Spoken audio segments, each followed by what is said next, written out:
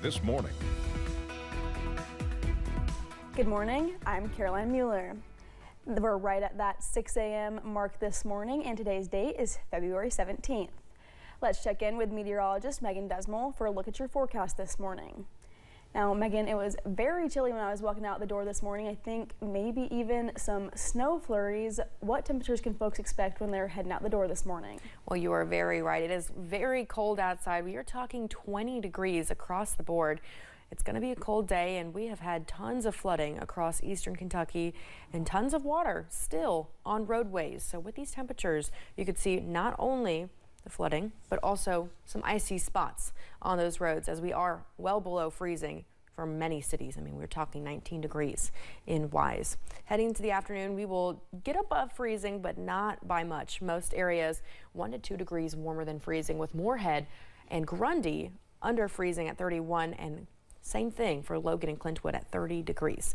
Now, we do have a little bit of those snow flurries, as Caroline mentioned, that are moving through the area. We'll continue to see that in our region, tapering off by 9 this morning. And for the rest of the day, we're looking at nice and partly cloudy skies alongside those cold temperatures, of course. We'll be hitting that high temperature around that 3 o'clock, 4 o'clock hour, seeing a little bit of sunshine as we're heading into the midday marks. But overall, it's going to be a cold day. Be careful if you cannot avoid the roads. Caroline. Thank you, Megan. Floods over the weekend left eastern Kentucky with trapped cars, mudslides, flooded homes, and more. WYMT's Amelia Lee spoke with Hazard and Perry County officials about what's next for the communities impacted. Mayor Happy Mabellini says the North Fork Kentucky River crested at 30.5 feet overnight, Saturday into Sunday. Which is the largest flood we've had since 1984. So, you know, we had warning that we were going to be flooded. We just didn't know it was going to be this extensive.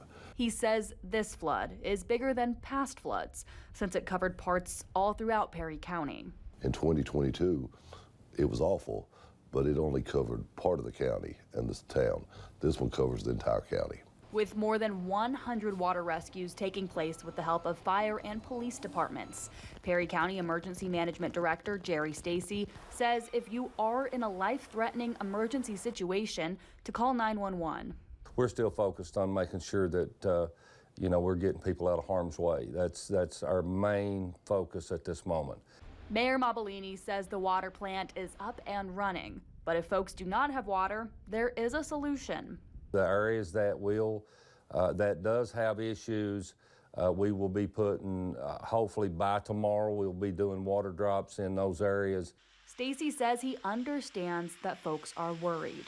He says the priority of city and county officials is to always be there for the people who live here. We know how this is another catastrophic event for our county. It just is. And there is no quick fixes to any situation that we're going to have.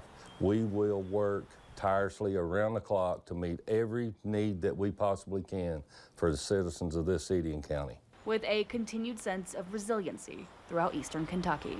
We're strong, and we're fighters, and we'll get through this just like we did in 2022. In Perry County, Amelia Lee, WYMT Mountain News. Mayor Mabellini says there is an emergency shelter for anyone who needs it at the Perry County Park and the Senior Citizens Building. He says the Red Cross will also be coming to the county. Despite the flooding, cleanup efforts are well underway in downtown Hazard after more than 40 businesses are left with water damage.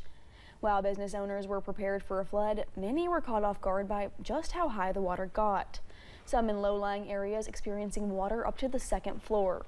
Downtown coordinator Bailey Richards says the unexpected severity of the flooding made recovery even more challenging, but the experience from 2022 helped streamline response efforts.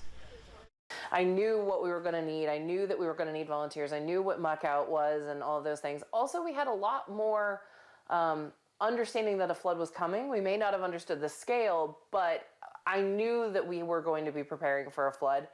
Whereas last time, we did not know. That came completely out of the blue, out of complete surprise.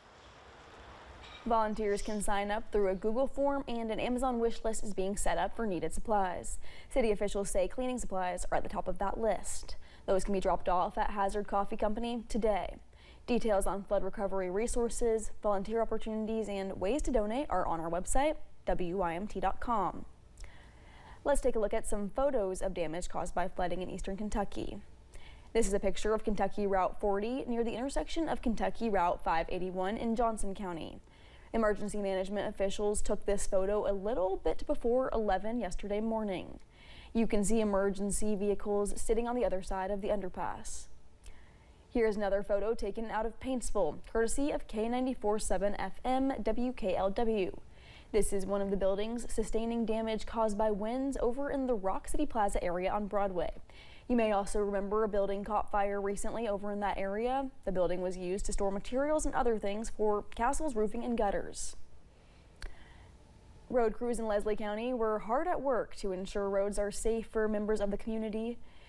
The Leslie County Sheriff's Office posted on Facebook, one road is back open. Kentucky 421 in front of Triple J's on Main Street was previously closed due to a mudslide on Sunday.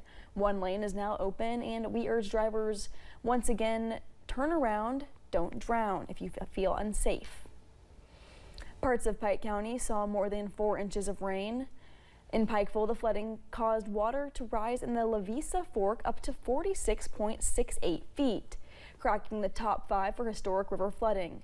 The devastating floodwaters tore through several communities in that county Saturday. Schools, community centers, churches, and other organizations throughout Pike County opened their doors to neighbors in need. Mountain folk, that's what we do. We pull together, you know, so this is not a surprise. This is just a testament of, you know, who we are and what makes the mountains special. Other facilities, including East Ridge High School, Belfry High School, and the Pikeville area YMCA, are also open as emergency shelters.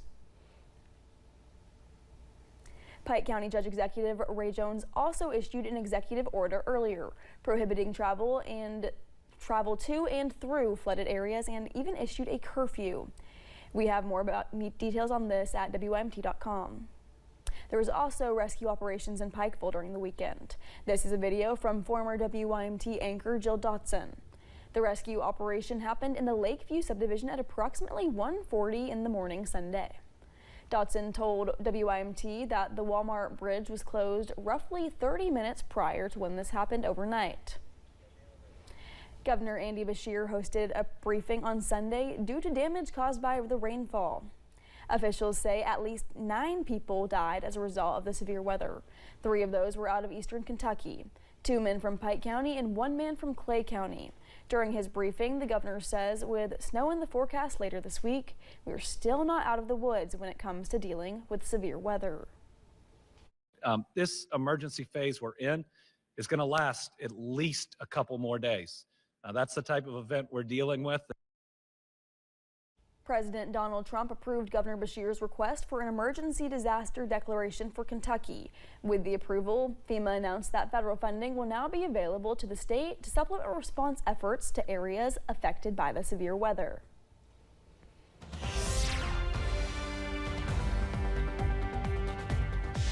We are still seeing some lingering snow this morning from yesterday's system.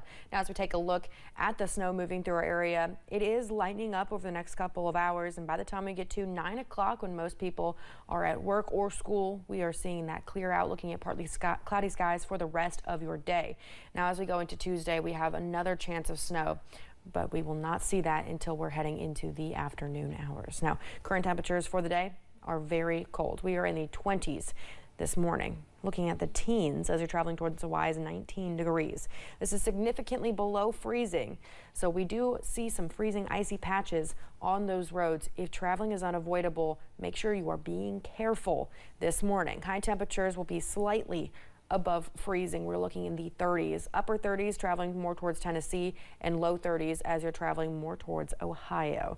We'll see those temperatures warm up through the next couple hours, hitting the high around that 3 o'clock, 4 o'clock hour. Still staying quite cold all day long. Caroline. All right, Megan, thank you. And thank you for joining Mountain News this morning. More news is on the way. Federal workers continue to face massive layoffs as different sectors from veterans to the CDC try to work around a smaller workforce.